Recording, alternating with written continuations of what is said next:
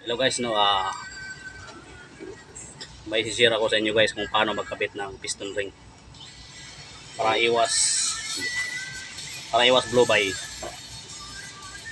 So ito ang pagkabit niyan guys, oh. Itong piston ring may marka to na may number to, may 2T. Yung may litra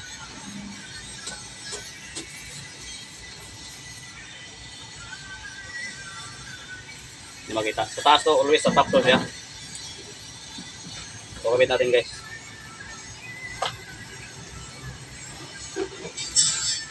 Ito na pagkabit niyan guys, oh.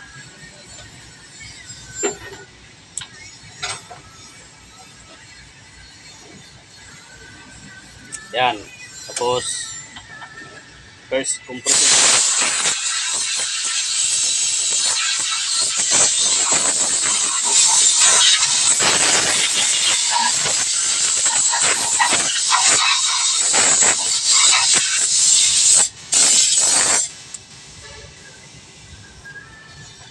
Yun.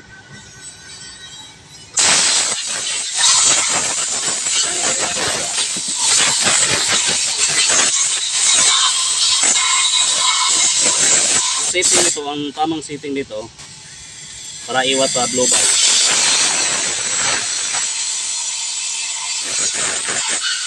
Nakita itong end cap na to. Ito yung end cap ng piston ring ito. Ito. Yan. Ito mga end cap dapat ano to eh. Dapat hindi siya magka-across ya. So una kaya ganito.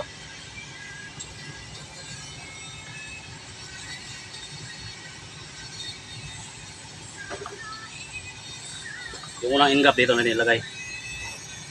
Dapat na rin dito. Yung pangalawa dito at kabila.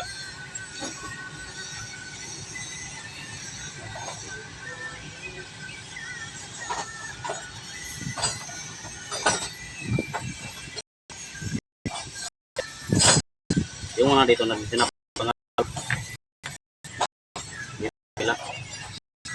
Pag ganyan dapat kasi malakas ang kompresyon ng makina. Pangatlo, ito.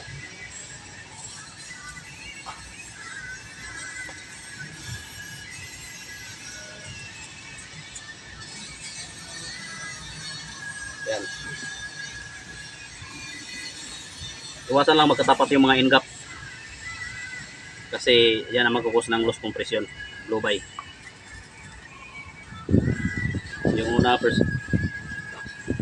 Yung una dito, tapat natin dito sa ako niya. Pangalawa sa kabila. Yung pangatlo dito guys. Pangapat dito. Across. Para hindi talaga mag-blow by. So yun lang ang tamang pagkabit ng piston ring. Mga support.